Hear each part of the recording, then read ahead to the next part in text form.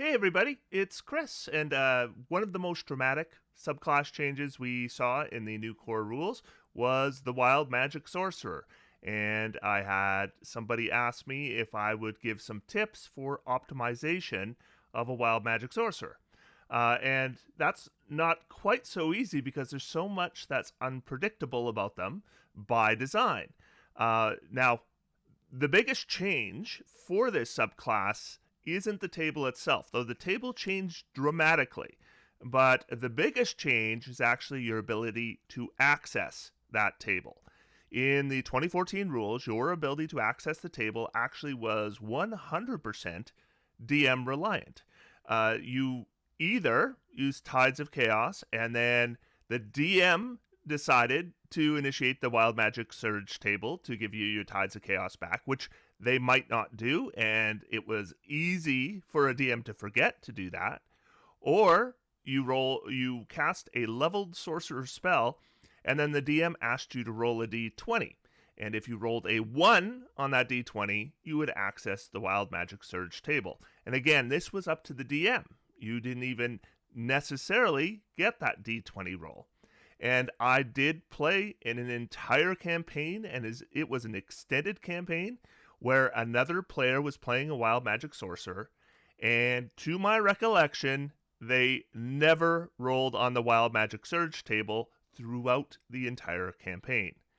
But with the 2024 rules, it has been taken out of the DM's hands and is put far more in control of the player. So we still have the rule about rolling the d20. If you cast a spell that's a sorcerer spell with a spell slot, you roll a d20, and if you roll a 20, you roll on the Wild Magic Surge table.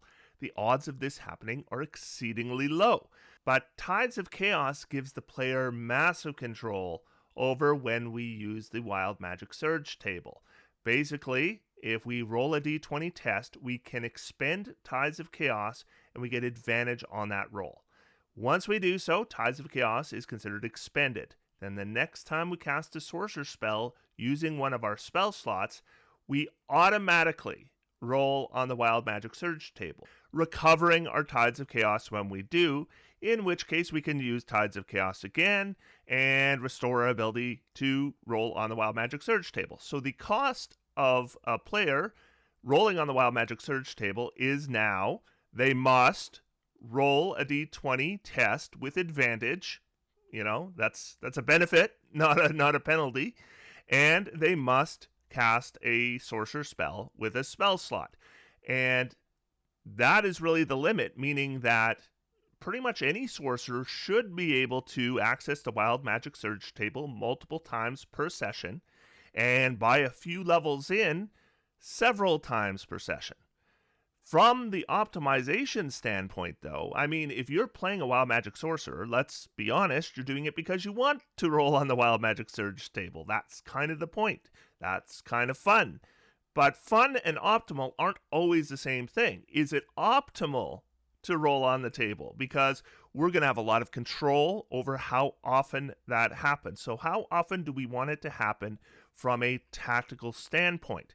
Now, generally speaking, if we are talking about tactical optimization, predictability is a positive and unpredictability is a negative. And the Wild Magic Surge table, by its very nature, is unpredictable. So that is a big negative from an optimization standpoint. But if we look at the 2014 table, we can see that we have a fairly even split. Basically, we have 50 possible results, and we roll a d100. We have a 2% chance of any result occurring, and we have about an even split between something good happening, something bad happening, or something inconsequential happening. And so about a 1/3 chance of any of those things happening. That is, from an optimization standpoint, bad. Even though it averages out to being not a negative result, that unpredictability on top of that makes it optimally a bad thing. Now, that doesn't mean you don't want to roll on the Wild Magic Surge table, because we're playing for fun, and sometimes the fun thing and the optimal thing aren't the same. But I was asked about optimization. With the new table, we definitely see a change. It doesn't take much to go through the table and see that it's far more positive than negative now. But how much so? How many of the results are very positive? How many of them are just positive? How many of them are slightly positive? How many of them are inconsequential? How many of them are slightly negative, or very negative? And what are the percentages? And that is the point of today's video, is I am going to be going through the Wild Magic Surge table. We're going to look at each possible result. I'm going to let you know, based on my opinion for reading the text, as well as experience I've had with these results so far, on how good they are. And then at the end, I am going to compile the results, show you on a graph, and then give you some conclusions on whether I think we want to roll on the Wild Magic Surge table and how often we want to roll on it. Okay, so that's the purpose of today's video, and in terms of optimizing a Wild Magic Sorcerer, there's a lot more to go through, but this is expansive enough that it needs its own video, and in my next video, I'm going to get into the rest of the Wild Magic Sorcerer, and we'll talk about how to optimize it. Okay? So we're going to begin right at the start of the table here. So our first result, from 1 to 4, roll on this table at the start of each of your turns for the next minute, ignoring this result on subsequent rolls. Now, this basically means we're going to have even more Wild Magic Surges. And on its own, this is neither good nor bad. If rolling on the table is bad, then this is bad. If rolling on the table is good, then this is good. So it's impossible at this stage to determine if this is a good result or a bad result. Then from 5 to 8, a creature that is friendly towards you appears in a random unoccupied space within 60 feet of you. That creature is under the DM's control and disappears 1 minute later. Roll a d4 to determine the creature. On a 1, you get a Modron Duodrone. Number 2, a Flumph. On a 3, a Modron Monodrone. And on 4, a Unicorn. And then it says, see the monster manual for the creature stat block. And I think we can all agree that this is a net positive without diving into the details. But let's dive into the details, because these results are nowhere near the same benefit to each other. We begin with the Modron Duodrone. This is a 1/4 challenge rating creature. It has 2 weak attacks, which are either melee or a 30-foot range. It does have a 120-foot true sight, and that's pretty much it. Now, on the off chance that true sight comes in clutch, that's great. But otherwise, this isn't going to be much assistance. I mean, even at level 3, this isn't going to be much assistance, and at high levels, it's basically a non-result. If we could plan on the true sight, it could potentially be helpful, but we can't. This is an unpredictable result. Next result is a Flumph, which is weaker than the Duodrone. It's a challenge rating 1/8 creature. It does have some interesting telepathic abilities that would be interesting to plan around once again, but once again, you can't, since your chance of getting a Flumph on the Wild Magic Surge table is 1%. Now, the Stench Spray might come in handy if you're level 3, maybe, but definitely not at higher levels. Then we have the Modron Monodrone, which in theory should be worse than the Duodrone, but I'm not convinced it is for the Wild Magic Surge table results.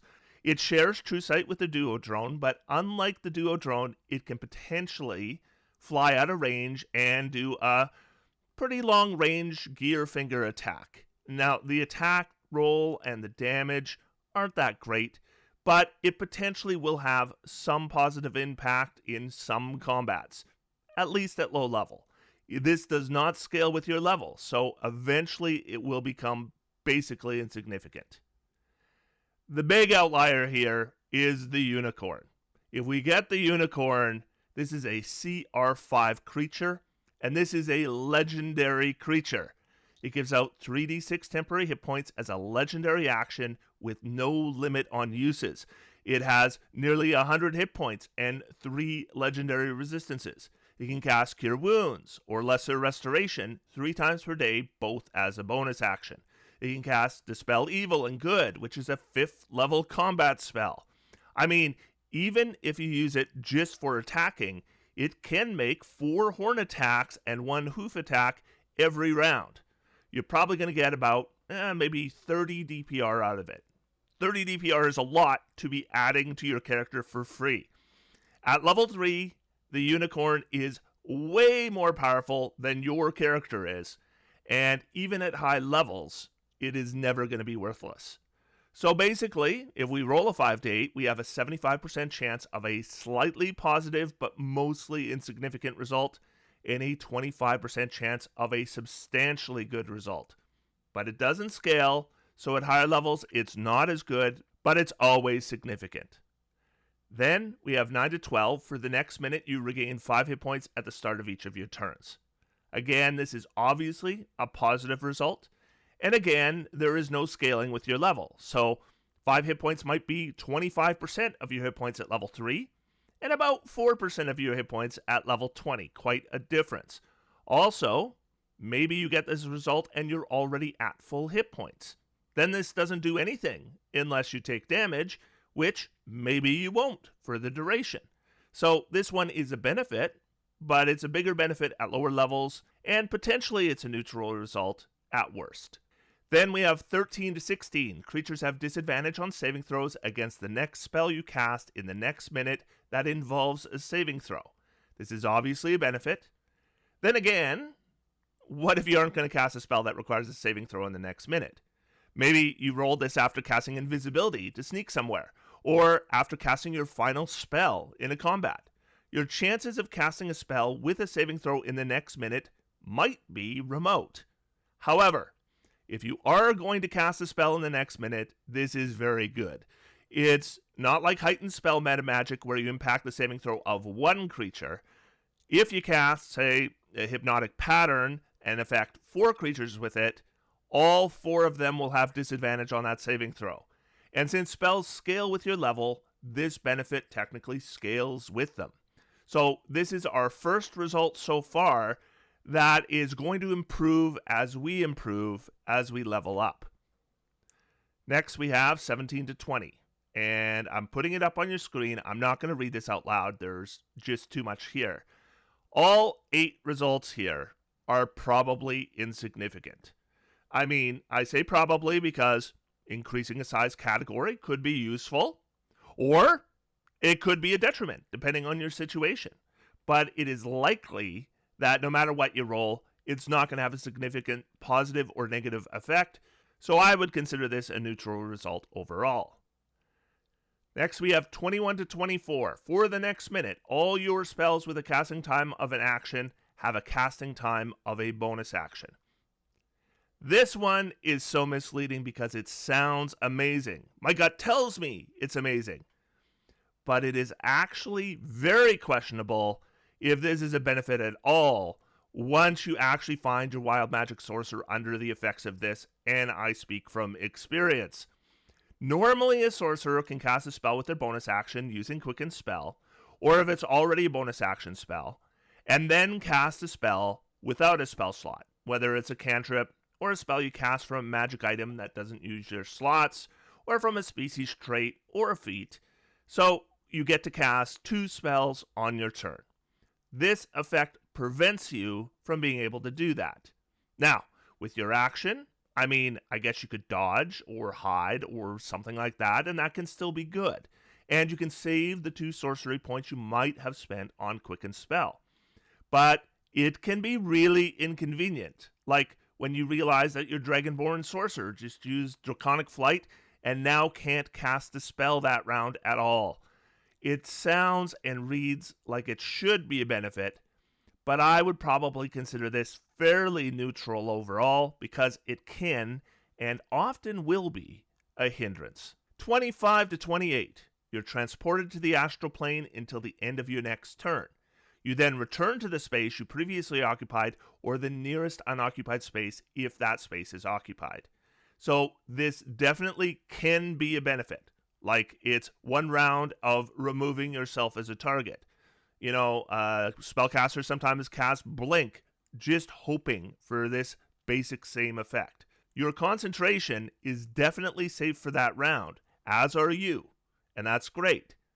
However, this can also be a bad result, because this one interrupts your turn, which you might not be done with. For example, let's say you just cast Animate Objects. But after casting Animate Objects, you roll on the Wild Magic Surge table and you get this result. And now you're not in range to command those objects. Maybe you just cast Misty Step and we're about to do something cool, but now you can't. Or you wanted to move, but now you can't. So again, I would call this a net neutral. 29 to 32. The next time you cast a spell that deals damage within the next minute, don't roll the spell's damage dice for the damage. Instead, use the highest number possible for each damage die. So, we love this. That said, just like with disadvantage on saving throws for your next spell in a minute, we will find that, once in a while, we won't have an opportunity to use this in the next minute, depending on our situation. But when we can, a max damage fireball is going to be super fun and effective. Keep in mind here, though, that the wording says we're not rolling the damage dice. So that means your chromatic orb can't bounce. There's no dice to re-roll on a sorcerer's burst. Cast something like Chain Lightning, though. That's 80 damage to every target. Obviously, once again, because spells scale, this benefit is going to scale with you. 33 to 36, you have resistance to all damage for the next minute. And yes, it's possible you won't take damage in the next minute, or it's possible that you already have the resistance that you needed, but I think we can agree this is a benefit. And it's just as good at level 20 as it was at level 3. 37 to 40, you turn into a potted plant until the start of your next turn. Well, you are a plant, you have the incapacitated condition, and have vulnerability to all damage. If you drop to 0 hit points, your pot breaks and your form reverts. I talked about this event on the channel before, but I played in a session last year where I rolled this result 3 times in the same session. I never died though, but it's obviously not good, especially if you're concentrating on a high value spell. And it's just as bad at high levels, if not worse. 41 to 44, for the next minute, you can teleport up to 20 feet as a bonus action on each of your turns. So obviously this is a benefit. Though, there may be times where you never use it or you don't need it, but it's never a bad result. It is going to be rare though where this is a huge result. One thing I'll point out here that this isn't a free Misty Step every turn. This doesn't require that we see our destination. That's very important to note. It means we can teleport through walls. Nor does it use a spell slot that would otherwise prevent casting with a spell with your action. Also, you don't have to use this, so your bonus action is still available for other things if you don't want to use this, unlike casting spells with the bonus action, that previous result. This will remain a decent benefit at high levels as well. You and up to 3 creatures you choose within 30 feet of you have the invisible condition for 1 minute. This invisibility ends on a creature immediately after it takes an attack roll, deals damage, or casts a spell. Obviously, this is a benefit. It's potentially useless, but it is never bad. Now, as soon as I wrote down that this was never bad, my mind immediately started to think, is there a situation where this is ever bad? And I thought of something right away.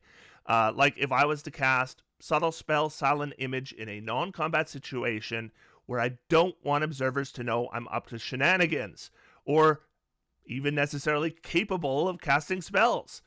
So I should say it's almost never bad. The benefit, though, is probably minor at any level. If this was something I could choose and plan around, it would be different. But with all of these, we have to look at this through the lens that we cannot expect this. We cannot plan on this. It's just going to happen at some time. We weren't counting on it. And in that case, I would say it is a minor benefit. A Spectral Shield hovers near you for the next minute, granting you a +2 bonus to armor class and immunity to magic missile. This is a benefit at any level. It's not a massive benefit, but it's a good benefit. 53 to 56, you can take 1 extra action on your turn. Now this reads awesome, but before you get too excited, I want you to just keep in mind that in order to get this result in the first place, we had to cast a spell that used a spell slot. So that means that for the rest of this turn, we cannot cast another spell with a spell slot with this action. That doesn't mean, though, that we couldn't use a scroll. or at worst dodge. Now, sometimes this is going to come up outside of combat, and like a lot of these results, it is obviously mainly a combat benefit. 57 to 60. So there are 10 possible results here, and 9 of them should be good or at least okay. Potentially really good because this is going to be a spell that normally requires an action to cast, and now you're casting it with no action, no spell slot, and no concentration. You could potentially be casting a quicken spell, then an action spell, and then this all in the same turn. But I will remind viewers, before we go into detail, the rules on Wild Magic Surge results say that we cannot apply meta magic to any spell effects created. Going to go through them individually.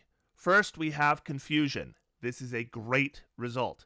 Confusion normally uses concentration. This is going to be concentration free. Confusion has a fairly small area of effect and a 90-foot range. These things are good because your odds of being able to put it somewhere useful and somewhere that's not harmful to you are greater. And also, nothing is immune to confusion. Fireball is probably a good result. Probably. The one issue with Fireball is if you are in a small space and no ability to cast outside of that space, you could, in theory, be forced to Fireball yourself and your allies. And I'll remind you, we cannot apply careful spell meta magic. In most cases, though, that shouldn't happen, and this is a very good area of effect, and if you're low level, it is potentially a combat winner on its own. Obviously, the higher level you are, the less impact this is going to have. Fog Cloud might be good, and it also might be bad, and there's a really good chance it's going to be irrelevant. It has a 120-foot range, so as long as you have a decent-sized map, it should be irrelevant at worst. Fog Cloud is probably useful in fewer than half of combat, so the chance this is irrelevant is actually pretty high. Fly is cast on a random creature, and the way it's worded, I think the caster is excluded. So this is basically a 50-50 chance of it being helpful or a hindrance.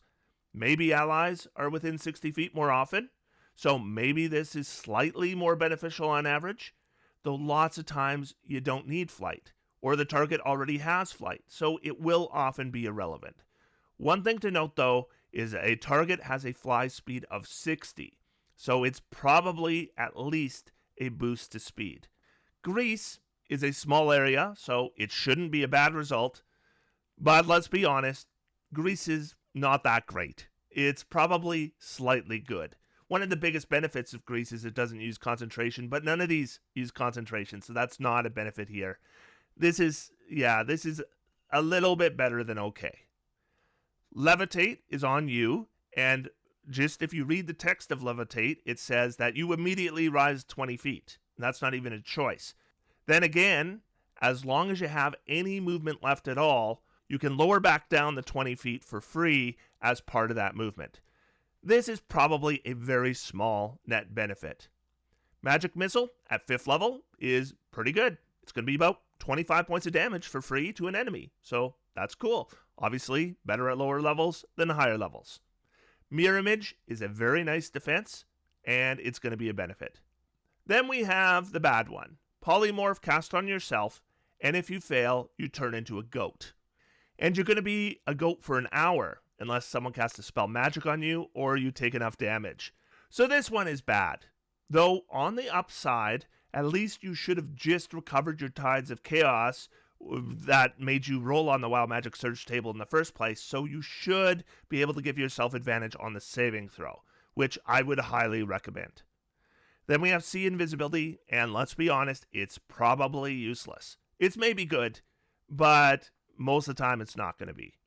So in total, you have about a 40% chance of a really good result, a 30% chance of a minor benefit, a 20% chance of a neutral result, and a 10% chance of a bad result. 61 to 64. For the next minute, any flammable, non-magical object you touch that isn't being worn or carried by another creature bursts into flame. It takes 1d4 fire damage and is burning. And what burning says is that it will continue to take at d4 damage every round until someone takes an action to put it out. So I was DMing the last time this came up in a game that I was playing. And I thought about it when it came up, and I figured that in theory, this should affect everything that you're already touching, like your clothes, for example, unless they aren't flammable or they're magical. So you might want to wear non-flammable clothing. Or maybe you do. You do you. If you carry a staff as an arcane focus, I mean, technically that's not a magical object either. You might want to consider something like a bone staff as an arcane focus, or a steel staff.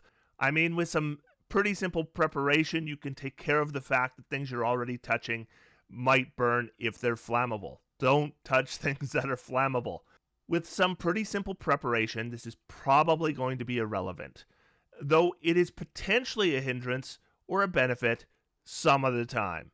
Like, let's say you cast Enhance ability on the bard who's about to perform at the tavern, and you get this result.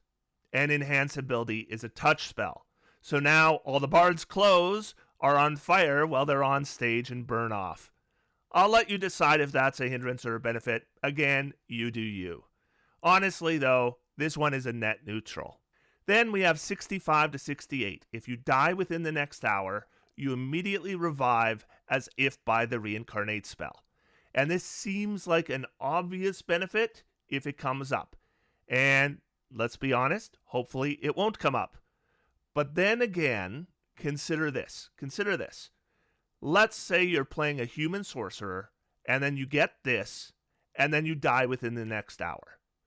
The party cleric happened to have Revivify ready to go. They had it prepped. They had the spell slot. But before they can cast it, you're reincarnated, say, as a gnome. Well, you just lost an origin feat. You just lost a skill proficiency, and you gained the gnome traits. And the gnome traits are pretty good, but the premier gnome trait is you have advantage on intelligence, wisdom, and charisma saving throws, which you probably were going to have already at least most of the time with Tides of Chaos. There is a reason that Reincarnate is not a popular bring your character back to life spell.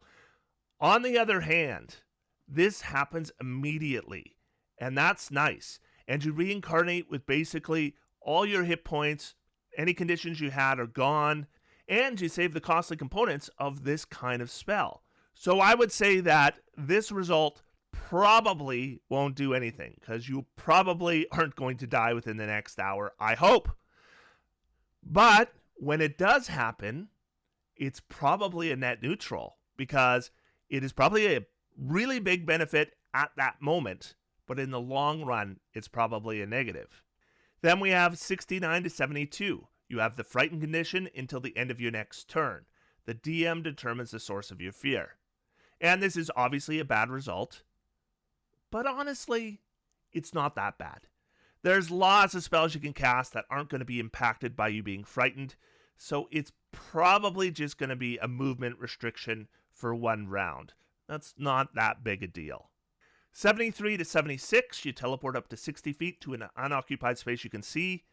Now, an unplanned double distance free Misty Step, except it doesn't use a bonus action. This is probably going to be useless, but sometimes it's going to be beneficial, and your level doesn't really matter. It's going to be about the same value, whatever level you are. Then we have 77 to 80. A random creature within 60 feet of you has the poison condition for 1d4 hours. Again, the way I read this, you are not a potential target. Now, obviously, if we hit an ally with this, it's bad. And if we hit an enemy with this, it's good. Now, if we happen to have a neutral NPC in range, then it's probably bad, because they might not be neutral anymore, assuming they know that you're responsible for it. Otherwise, maybe they just have a bad time and we get away with it. Now, the poison condition is removable with a lesser restoration spell, which is a bonus action, which hopefully someone in your party has. I would say overall, it's a net neutral result. 81 through 84, you radiate bright light in a 30-foot radius for the next minute. Any creature that ends its turn within 5 feet of you has the blinded condition until the end of its next turn. And The light here is probably irrelevant, but, it could be good if you happen to need light, or if you could be bad if you just cast Disguise Self in order to blend into a crowd. Once again, unpredictability is a net negative from an optimization standpoint. I would say it's probably easy for allies to keep that 5-foot distance from you, but enemies that rely on 5-foot melee attacks are going to need to get in close. So maybe that's a slight benefit, but it's pretty close. Close enough that I would call it overall a net neutral.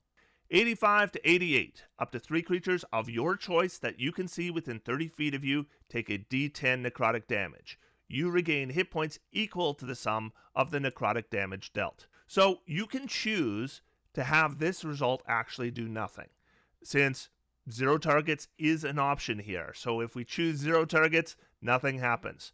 So at worst, this does nothing. Otherwise, it should be good, assuming we have somebody within range that we don't mind taking damage. It's 3d10 damage, no saving throw, though it is split up 3 ways, and you heal the same amount if you happen to be wounded. It is obviously better at lower levels. This doesn't scale with your level, so it's pretty minor at high levels. 89 to 92, up to 3 creatures of your choice that you can see within 30 feet of you take 4d10 lightning damage. So this is 4 times the damage of the 85 to 88 result, but there's no healing attached to it. So that is up to 12d10 total damage, no save, though it is split 3 ways. But this didn't cost you anything, and not even a bonus action. And this is 66 damage on average if you get 3 creatures with it. And at lower levels, that's a ton. And at higher levels, this is not irrelevant. This is a pretty nice result. 93 to 96. We're getting close. You and all creatures within 30 feet of you have vulnerability to piercing damage for the next minute. So immediately this should strike you as bad because you're one of the targets. But the more I think about it, maybe it's actually potentially good. I mean, my party rogue is going to love this if I happen to be within 30 feet of a big target. That said, you are the only one that is guaranteed to have the vulnerability, and it's more likely that allies are within 30 feet of you than enemies. If you're not fighting something that does piercing damage, maybe that doesn't matter. But if you are, this could be really bad. I would call this a net negative, but I would call it a very small net negative, and that's at every level. And our final possible result, 97 to 100. In this one, you roll a d6. On a 1, you regain 2d10 hit points. On a 2, one ally of your choice within 300 feet of you regains 2d10 hit points. On a 3, you regain your lowest level expended spell slot. On a 4, one ally of your choice within 300 feet of you regains their lowest level expended spell slot. On a 5, you regain your expended sorcery points, all of them. And on a 6, all the effects of row 17 to 20 affect you simultaneously. Okay, I'm going to go through this quite quickly. So, if we roll a 1, a 2, a 3, or a 4, what we're going to get is a really good result if we're low level. The higher level we get, the less impactful it's going to be. Level 5, conversely, is actually lower impact at low level. And at higher levels, it's going to become more and more impactful, especially if it's later in the day, because we could be recovering a ton of sorcery points. Now, if we roll a 6, we get everything on the 17 to 20 table, which was all those, 10 inconsequential results. And if they happen all at once, it will probably still be inconsequential, but it's going to be very, very silly. And that's everything that can happen to you on the Wild Magic Surge table. So what I want to do is put it on a graph, and then we can kind of explore our likelihood of getting good results versus bad results. So here is our final breakdown. Very positive results, 18%. Positive results, 21%. Somewhat positive results, 15%. Neutral results, 33%. Somewhat negative results, 4%. Negative results, 4%. Very negative results, 5%. So your chance of a very positive result is more than 3 times your chance of a very negative result. Your chance of a positive result is more than 5 times your chance of a negative result. and your chance of a somewhat positive result is more than 3 times your chance of a somewhat negative result. And a third of the time, we have a net neutral. There is about a 13% chance when you roll on the table that something bad is going to happen. That's a little more than 1 chance in 10. There is a 54% chance when you roll on the table that something good is going to happen. So more than half the time when we roll on this table, something good happens. There is about a 77% chance that whatever happens, it won't have a huge impact, if any at all, which means there's 23% chance that it will.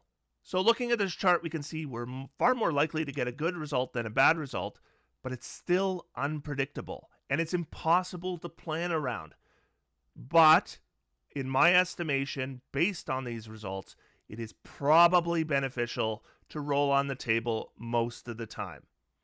Though I will mention that a lot of these benefits are only going to benefit you in combat. So out of combat, the odds that you're going to get something really beneficial is actually very, very small. So I would be looking to trigger this in combat when you can. If you are using Heroic Inspiration to re-roll your results, or you reach 14th level where you get to roll twice and pick, you can reduce the odds of a bad result to less than 2% overall. So then you really do want to roll as much as you can, even though most of the beneficial results have lower impact at higher levels. So that is my guide to the Wild Magic Sorcerer table. I have time linked every single result down below. So in the future, if you want to reference this, that'll be there for you. This content, by the way, is thanks to support of this channel from my patrons. So I would like to thank Archmage level patrons Shura, Awesome Face, BG4711, Brandon Sargent, Christopher, Condor, Cinnamon, Dash Panther, David Lotz, David W. Skibbins, Eric H., Grizzly Badger, Homowa, Ido, Isaac Leister, James Thomas, Jean-Baptiste Blanchette, Jeremy Brown, John Sullivan, Jonathan Lexi, Justice Valdez, K.J. Aurelio, Kevin Casey, Crocidian, Quath, Matt Schwobel, Migish, Reichenstahl, Rye Squy, Starfall, Stephen Edmondson, TUM, The Algorithm, Tim Loy Moeller, and Trex. Thank you all so much for your support. And until next time, I am going to sit back, relax, and have some fun. D&D is for everyone. Thanks, everybody. Talk to you soon.